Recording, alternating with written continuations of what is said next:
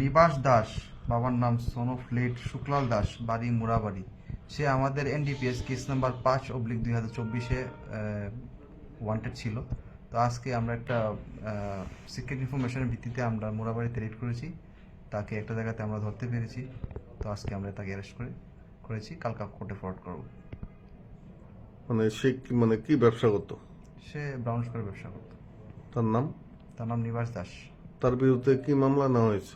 তার বিরুদ্ধে মামলা নেওয়া হয়েছে 2024 Bishalgarh PS case number 5 under section 22B/25/29 NDPS অ্যাক্টে মামলা নেওয়া হয়েছে।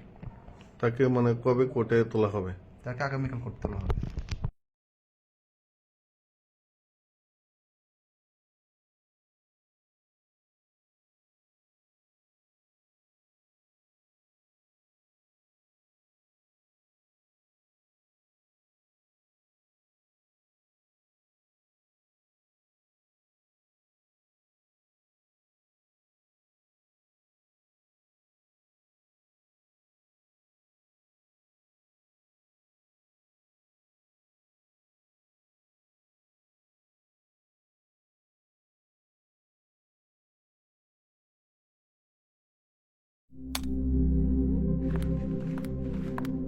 রিয়া,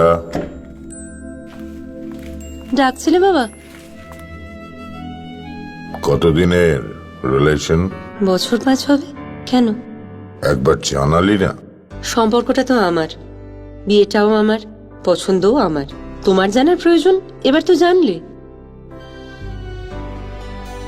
তাহলে আমি যদি গিফট দিই সেটা আমার পছন্দের হওয়া উচিত। তোকে দিলাম, দেখ।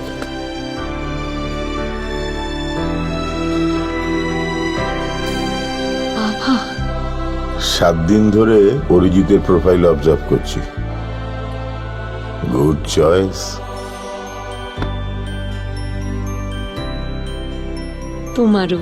রাধাকৃষ্ণ জুয়েলারি, ভালো লাগায় ভালোবাসায়।